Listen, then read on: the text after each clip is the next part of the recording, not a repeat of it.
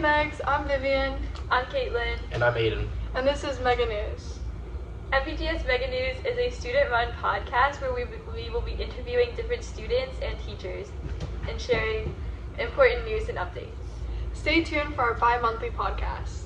If you or your friends are interested in being on the podcast, visit our website to sign up. Stay to the end to hear about any upcoming events or important news. Our very first interview today will be with special guest Rohan Solanki. Hi, Rohan. Hi, Caitlin. Why don't you start by introducing your grade, your track, and also your STEAM group? I'm a senior in the physics track, and my STEAM group is robotics. We have a few questions about your robotics STEAM group because you guys have some pretty cool projects going on. Yeah, of course. So you guys are partnering with the Frederick County Sheriff's Office, correct? That is correct, yeah. So could you briefly describe what you're doing? What happened is they would come in and they would show us the robotics that they used in their missions when they have a barricaded suspect. And that started like that. And then the last 2 years we did VEX. Do you have any ideas? Yeah, so they have this one robot called a robot, and they will throw it into a building, and it has 2 wheels and a camera and a microphone, and they can control it, and it drives around. And the problem with this thing is it can't go over any obstacles. So if it's just on very small, like it can fit into my hands like this, it's on 2 wheels, but it can't go over any obstacles. So when I watched the demonstration, there was like a 2-inch high obstacle. I couldn't get over it, and I couldn't check out the room. So my idea was to try to create an attachment to that this robot and allow it to be able to jump over obstacles.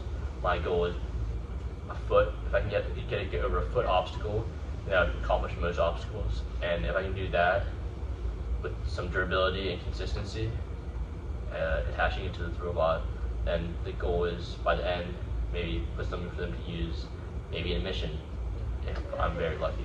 But most likely just present it to them and have an idea. Maybe, I don't know. There's stuff that can happen, but I think the best case scenario is to use it in a mission or something, which would be very nice. So that'll just increase the It increases mobility and obstacle maneuvering, because right now they can't do anything about any small obstacle. They have this drone that can fly in the air, but it has less battery life and it's noisy. Oh, so it's not really secret. Yeah, this is more quiet.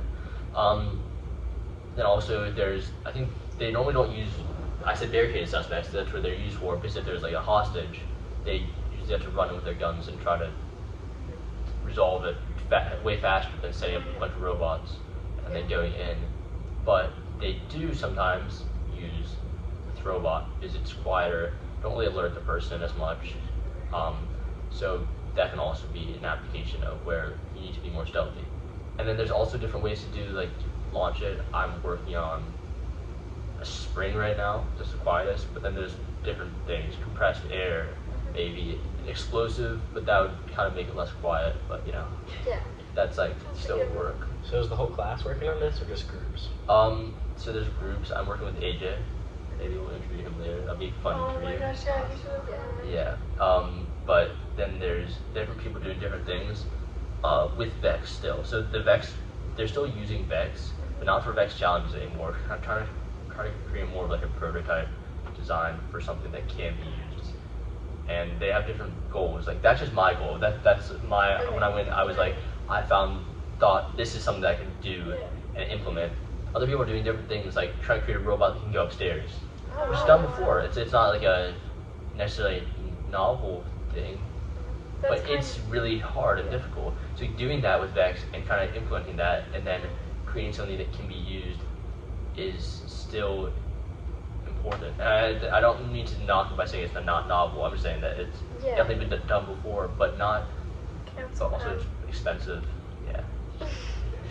But that's one of them. Another thing is trying to place down infrared sensors or cameras in a doorway or something. So then if an officer places that, they can clear an area, but then they can also be hey, nobody else is going to come in here, otherwise I'll know. That makes sense. So it's kind of creating safe areas in a house, as safe as you can can be, because the worst situation that they have is guy with gun aiming at guy with gun, because then you go shoot and somebody dies or gets injured, and that's what they don't want.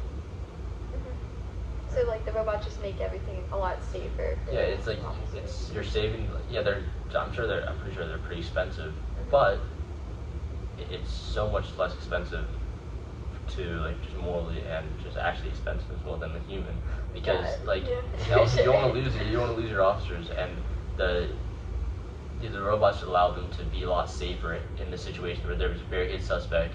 They've eliminated all their like innocent civilians, and it's just them and the suspect. There's no reason to put themselves in harm's way to try to get. They have to arrest the guy.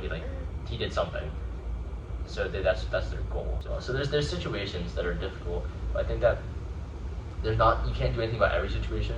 But I think that the idea that the robot can't go over like a 2-inch jump that's something that I think is reasonable that I can fix and maybe improve more. So if it's a foot jump, I can do a good bit with that. Yeah. Do you have a design for this already, or just? I'm trying to find the right spring. I found one, but it was $350. So we'll try to find something that I can actually afford. Well, could you get like sponsors from Mr. Britner or But something? the problem is you don't know if it's gonna work. Like it's something I test it out and try. A spring might not even be the best design, so you have to have like really cheap testing thing. And then if it's like a final prototype, maybe I can try to get a sponsor, maybe invest a little myself. But before then, I can't ask anybody to invest something I don't know will work. I think that's what most investments are, though. No, yeah, but it's like the fact that it's like if you haven't done any other tests, like to spend that amount of money, you have to do a bunch of Well, yeah, I'm not just tests. talking about No, yeah, definitely. But it's like I can get some cheaper springs, try to find out the type of spring is called steel torsion spring, and it's the type of spring that would be used in a mousetrap. Kind of snap that, and it would snap and open up, and it would send the robot there. So that's kind of what I'm doing. And you've only ever seen ones that are pretty expensive? No, there's probably cheaper ones. It's the one that I was trying to get for this exact purpose. It was like the exact size and force that the size and torque they would generate for the exact requirements I wanted. It had custom made, and custom making springs is expensive. So I think the first one, if you make one of them, it's $300 like something, $50, whatever. 2 of them, it's the same, because then you get like 20 of them. It's like it's a lot cheaper because they want to make a lot of them. They have to lose money. They just sold it for like $50, but they have to do this whole configure everything, make one spring.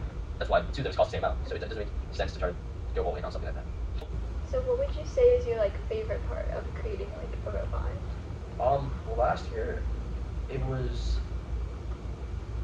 I'd say that you just kind of have to, when you're creating it, like just working at it, and you make mistakes, and you just like keep building. You try to make it a little bit better, and I say that like that even though you're like finished, like oh yeah I'm done, but you're like not really done. I feel like you can still like optimize a little bit. You can still make it a little bit better, and I think that just like going through that process, like it's it's more like the journey instead of the destination. Like it's not just like getting like the completed robot. Like it's fun building these kind of stuff, coding it, testing it. Failing is annoying. When you realize that you messed up and you needed to put a certain screw in, so now you have to take apart the whole thing, put it back. It does suck, but it's also just don't think like oh yeah this sucks right now. It's kind of like the whole process, the whole like Steam group is really fun, and that's what I enjoy, just building robots and then some coding. Although some of the coding was a little finicky last year, I think it was unfortunate, but it's very fun Steam group. Yeah, it seems like a really cool program, especially like with the partnership with the. Now hopefully even better. Now you have a purpose. Yeah, now I have a purpose. Before we did have a purpose, we pit our robots against each other and try to beat challenges, not fights. Like How battle successful bots. was Not that? like fights. I did do that in middle school. I won in middle school. I had like a battle bot then. That was fun. Yeah. It was we did Vex stuff for that as well. Are you So talking Vex, about Vex, definitely not. The battle bots. I don't know. Battle bots. that. It's Like like they they create robots. small destroy each robots and fight them against each other, and they're intended to destroy each other. That's They have, like- kind of the heuristics too. Oh really? Yeah. Because like they did like they had his little robot that like. Daynight? Yeah. No. That's not what I'm talking about. That's his brother's robot. Okay, sorry. Dude, is that what I'm talking about? Oh, How he the got, Daynight like, bots? yeah, no. It was how he like had like this little robot, and it was like that, and he faced this guy who had a Oh, robot, yeah, and he screwed the yeah, head off. yeah, you're right. Yeah, she's right. Was that right? Okay, that's what I thought. I do remember that. Yeah. There's like a robot fight mode. I'm going to. I don't care if it's copyrighted. I'm gonna put it in. the Copyrighted? description. You're not making money from this. I thought even if you use it, it doesn't matter if you make money. Really? Yeah, I think you're right. Because I don't make money when I. I think that'd be secret. Yeah. If anything, I'm losing money because of my client. It sounds like a great start to being a robot. Yeah. It's cool. Awesome. Well, anyways, thank you. Thank you for the being first our guest. Appreciate it. Of course. Good luck on your podcast, guys. Good luck with your project. Maybe we'll have to do an update midway through the year. Okay, so now on to the important updates and news for MVGS. So first off, congratulations, Megs, on finishing your first quarter of the year at Gov School. Be proud of all of your grades and everything that you've done, and hopefully you're feeling good, you know. But do not worry if you are struggling with your grades. Email Mrs. Raven to get in contact with the tutor. Do not suffer in silence. Remember, AC is required for the semester for dual enrollment credit. If you're a new junior or new senior, there's meetings with Mr. Wan, the Laurel Ridhe dual enrollment specialist, on 30th or 31st. Make sure you put it on your calendar and don't forget it. For the juniors and seniors, don't forget the DC. Wait, you don't start. Yeah, sorry. Okay, sorry. Yeah. Starting? No, just leave from the point you left off. Do not forget the big DC field trip. Forms are due last Friday, as the time this video is being posted, and the field trip is the 27th of October, and that can creep up, so put it in your calendar. You ready? Yeah.